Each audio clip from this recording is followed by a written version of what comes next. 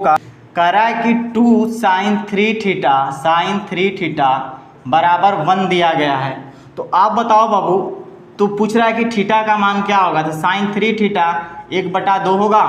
तो आप बताओ कि 3 थीटा 1/2 कितने को रिप्रेजेंट करता है साइन में। साइन कितने का मान 1/2 होता है बाबू। तो साइन 30 डिग्री का मान 1/2 होता है। तो हम कह सकते हैं कि 3 थीटा बराबर कितना हो जाएगा 30 डिग्री। 3 से 3 कट जाएगा 10 बार में। तो थीटा बराबर कितना आ गया बाबू 10 डिग्री। तो ऑप्शन चेक कीजिए, आपका ऑप्शन कौन सा होगा। ऑप्शन नंबर पहला आपका क्या होगा, सही आंसर होगा। ऑप्शन नंबर पहला आपका सही आंसर होगा। अब देखो इसको सवाल को मैं क्या बोलता हूँ, ऑप्शन से भी या वैल्यू पुटिंग मेथड से भी हम सोल्व कर सकते हैं। आप बताओ कि थीटा के जगह पे हम ऐसा क्या रखें कि RHS में 1 आ जाए। तो आप सोचो थीटा के जगह पे हम क्या रख रहे हैं बाबू।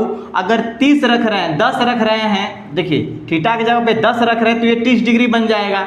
अब हम जानते हैं अगर थीटा की जगह बाबू 2 साइन कितना दिया है 30 डिग्री, 3 थीटा दिया है। तो थीटा के जगह पर अगर हम 10 रखते हैं तो टोटल ये साइन 30 डिग्री बन जाएगा। हम जानते हैं कि साइन 30 का मान 1/2 होता है। फाइनली 1 आ गया ना RHS। इसका मतलब देखिए ऑप्शन में किस में 10 डिग्री दिया गया है। तो ऑप्शन नंबर पहला में सिर्फ 10 डिग्री दिया गया। आपका आंसर यहाँ से भी हो जाएगा। नहीं तो डिटेल मेथड ये है। ठीक है, देखिए आपके स्क्रीन पे पहला सवाल क्या कह रहा है बाबू, ध्यान से देखना। कह रहा है कि P का 70%, कितना P का 70%, ठीक है, बराबर है Q के कितने परसेंट के, तो 20% का। ठीक, कितना परसेंट 20%। तो आपसे कह रहा है बाबू, पूछ रहा है कि P कितना परसेंट है Q का। आप बताओ जब भी परसेंटेज में ऐसे दे चिन्ह तो बराबर इक्वेशन के टर्म में रहे तो परसेंटेज वाला टर्म क्या होता है अपने आप खत्म हो जाता है। और ये 0 से क्या होगा 0 भी कट जाएगा। तो हम ये कह सकते हैं कि P × 7 बराबर Q × 2। तो हम ये कह सकते हैं बाबू कि P बाई जो Q होगा वो बराबर कितना होगा, तो 2 बटा में कितना होगा 7। P का मान कितना होगा 2 और Q का मान कितना होगा 7। परसेंट Q है, Q के बारे में पूछ रहा है। तो आप ये बताइए परसेंटेज निकालना है Q का, तो Q कितना है 7।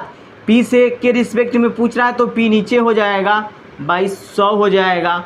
अब इसको काट दोगे कितने बार में बाबू 50 बार में। तो फाइनली आपका 350 आएगा। ऑप्शन नंबर देख लीजिए, ऑप्शन नंबर 3 आपका सही आंसर होगा। Option number 3। एक बात हमेशा ध्यान दीजिएगा, जिससे तुलना कर रहा है, किससे तुलना किया है बाबू, तो P से तुलना किया है और Q का परसेंटेज पूछ रहा है। तो जिसका पूछेगा वो ऊपर लिखाएगा, जिससे तुलना करेगा वो क्या होगा नीचे लिखाएगा। और परसेंट का मतलब 100 होता है, तो 100 से क्या करेंगे हम मल्टीप्लाई कर देंगे। चलिए उतार लीजिए इसको भी आप लोग। 16.2/3% दिया गया है। ठीक है, तो 16.2/3% का फ्रैक्शन वैल्यू होता है बाबू 1/6। ठीक है, याद रखिएगा। प्रति वर्ष की दर से 8 महीने में आपको n बराबर कितना दिया है बाबू, तो 8 मंथ दिया है। कितना दिया है 8 मंथ। 8 मंथ को आप क्या कर सकते हो, 1 वर्ष 8 मंथ दिया है, मतलब कि 1 ईयर 8 मंथ दिया है। तो 1 साल में कितने महीने होते हैं 12। तो 12 और प्लस 8 मंथ जोड़ दो, कितना हो गया 20 मंथ। अब इसको टोटली किस में कन्वर्ट कर दो ईयर में, तो 20 बटा में कितना हो जाएंगे 12। ये आपके टोटल n बराबर हो जाएंगे। ठीक, चलिए P बराबर कितना दिया है बाबू, तो P बराबर आपका जो दिया गया है देख लीजिए 46,656 दिया गया है। ठीक, आपसे पूछता है कि साधारण ब्याज याद कीजिए। आपसे पूछ रहा है कि SI क्या होगा, इसका साधारण ब्याज क्या होगा। तो देखिए SI बराबर हम लोगों ने फार्मूला पढ़ा था PRT बटा में कितना होता है, तो 100, यही होता है SI का।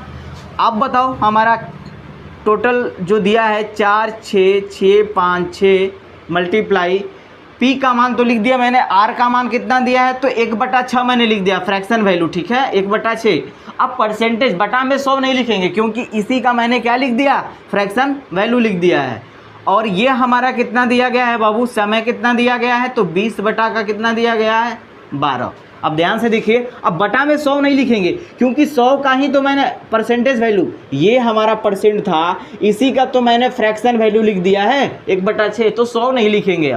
अब देखिए जो कटेगा कटा देते हैं हम, इसको 6 से कटाते हैं बाबू, कितना से कटेगा 6 साते कितना होगा 42, कितना बचा हो 6 साते 42 और बच्चा है आपका 4, फिर ऊपर से उतरा 6, तो 6 साते 42 मतलब फिर बचा 4, ऊपर से उतरा बाबू 5, 6 साते 42, अब घटेगा तो कितना बचेगा बाबू, तो 3, ऊपर से उतरेगा 6, 6 साते 36, इतना बार में जाएगा। फिर 12 से देखिए इसको कटा दीजिए, 12 से कटाएंगे तो 12 छक्का 72, कितना बचेगा बाबू 72, तो 5 बचेगा, कितना 5 7, तो 12 चौके कितना होगा 48, 48 घटाओगे आप तो 7 और 2 9, कितना हो गया 9, ऊपर से उतरा 6, 12 वाटे कितना हो जाएगा 96। अब इसका मल्टीप्लाई 20 के साथ कर दो आप, तो 8 दूना के कितना होगा, 8 दूना के 16 के 6, 4 दूना के 8, 1 9, 6 दूना के 12, 1 0, 12 960 आपका आंसर होगा। आप चेक करिए ऑप्शन नंबर कौन सा होगा बाबू, ऑप्शन नंबर आपका चौथा सही आंसर है, ऑप्शन नंबर 4 आपका क्या है सही आंसर है। और समझा देता हूँ, देखिए n बराबर दिया था 1 साल 8 मंथ, तो 1 साल में टोटल 12 मंथ हैं और 8 मंथ और दिया था, तो 12 8 जोड़ दिए तो 20 मंथ हो गया। 20 मंथ को मैंने ईयर में कन्वर्ट कर दिया, तो 12 से मैंने क्या कर दिया डिवाइड कर दिया। पी का मान दिया ही गया है, 16.2/3 का फ्रैक्शन वैल्यू 1/6 होता है, तो एसआई बराबर PRT/100 होता है। लेकिन जब फ्रैक्शन वैल्यू का यूज करेंगे हम तो 100 क्या करेंगे नहीं लिखेंगे, सिर्फ क्या लिखेंगे हम PRT लिखेंगे, ठीक है, ज़्यादा नहीं, बस SI बराबर PRT। जब हम फ्रैक्शन वैल्यू यूज करेंगे तो PRT लिखेंगे, ठीक। इस मान को मैंने यूज कर दिया। ये बाबू आपके स्क्रीन पे क्वेश्चन नंबर 4 कह रहा है कि त्रिभुज ABC दिया गया है, क्या दिया गया है, त्रिभुज ABC सिमिलर ट्रायंगल, कौन सा त्रिभुज EDF, दो ट्रायंगल दिया गया है, दोनों आपस में क्या है सिमिलर है। तो कह रहा है एक रिजल्ट जो दिया है कि एरिया ऑफ ट्रायंगल ABC बटा में एरिया ऑफ ट्रायंगल EDF का जो रेशियो है ना बाबू वो कितना दिया गया है, तो 64/25 दिया गया है, 64/25। और उसके बाद आपसे इसमें रिजल्ट में दिया है कि AB बराबर 16 है, AB बराबर कितना दिया गया है, तो AB बराबर 16, और उसके बाद BC बराबर कितना दिया गया है, तो 18, और उसके बाद CA बराबर दिया गया है 20, CA बराबर कितना दिया गया है 20। आपसे पूछ क्या रहा है, फाइंड जो करना है बाबू EF का मान क्या होगा, ठीक है।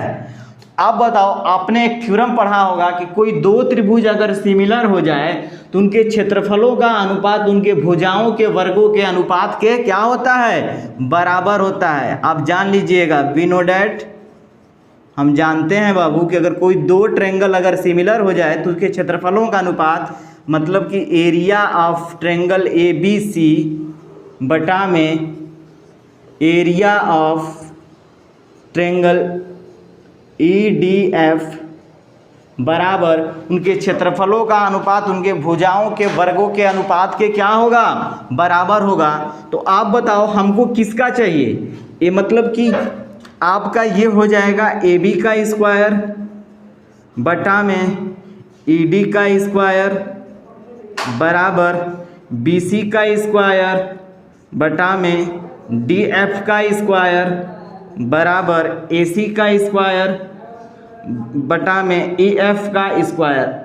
तो आप बताओ बाबू कि इसका रेशियो दिया गया है, हमसे क्या पूछा है, देख लो AC का मान और EF, AC का मान दिया है तो EF का, तो आप बताओ क्या हम इतना लिख सकते हैं, इसका मान कितना दिया है, तो 64 बटा कितना दिया है, 64/25, ठीक, बराबर हम ले लेते हैं कौन सा, AC स्क्वायर बटा में क्या ले लेते हैं, EF का स्क्वायर। तो आप बताओ बाबू ये इधर आ जाएगा तो रूट में हो जाएगा, AC का मान कितना दिया है, AC का मान आपको देखो ये रूट में हो जाएगा, मतलब कि AC बटा में EF बराबर ये रूट में हमारा कितना हो जाएगा, रूट हटेगा तो ये 8 हो जाएगा और ये कितना हो जाएगा, तो 5 हो जाएगा।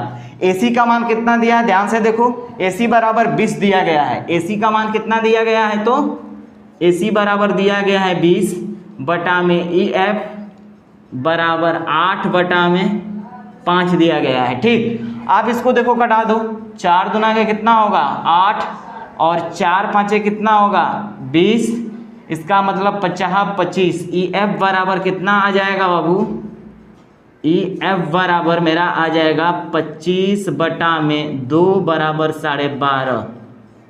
ठीक, अब नोट कर लीजिए ई एफ बराबर कितना आएगा 12.5। ऑप्शन नंबर देखिए कौन सा है बाबू, ऑप्शन नंबर चेक कीजिए कौन सा होगा। तो ऑप्शन नंबर दूसरा आपका सही आंसर है, ऑप्शन नंबर 2 आपका क्या है, सही आंसर है। नोट कर, चलिए यदि कह रहा है एक बहुपद दिया गया है, ठीक है, एक बहुपद पी एक्स है और उसको जी एक्स से क्या किया जा रहा है, भाग दिया जा रहा है।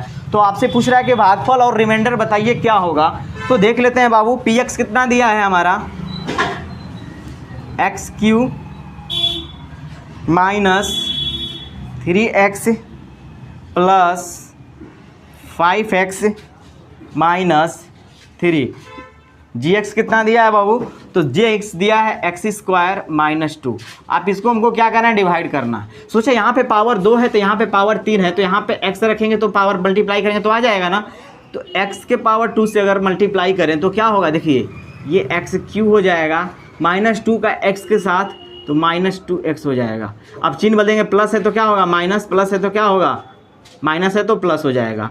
ये इससे कट जाएगा बाबू, तो देखिए ये माइनस 3x बचेगा, ये 2x है, ये 5x है, तो कितना हो जाएगा प्लस 7x हो जाएगा और माइनस 3 हो जाएगा। ठीक, अब देखिए यहाँ पे माइनस 3x है, यहाँ पे कितना दिया गया है, देखिए सवाल में ये 3x² है, क्या है बाबू, यहाँ से देखिएगा 3x² है, तो ये आप 3x², ठीक है, याद रखिएगा इतना है।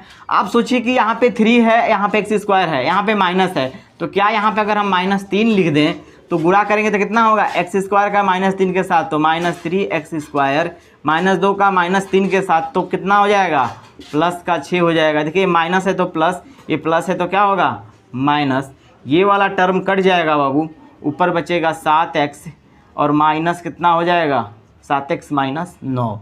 अब देखिए नहीं किया जाएगा क्योंकि यहाँ पे पावर 2 है, यहाँ पे पावर 1 आ गया। तो आपसे रिमाइंडर और भागफल पूछा है, यही ना पूछा है आपसे, विभाजित किया जाए तो भागफल और शेषफल क्या होगा। तो देखिए भागफल आपका ये हो जाएगा और ये आपका रिमाइंडर हो जाएगा। इसका मतलब कि आपका आंसर होगा x-3 भागफल हो जाएगा और 7x माइनस 9 क्या हो जाएगा, रिमाइंडर हो जाएगा। आप देखिए ऑप्शन किस में ये दिया है, तो ऑप्शन नंबर पहला में दिया गया है, इसलिए आपका पहला ऑप्शन सही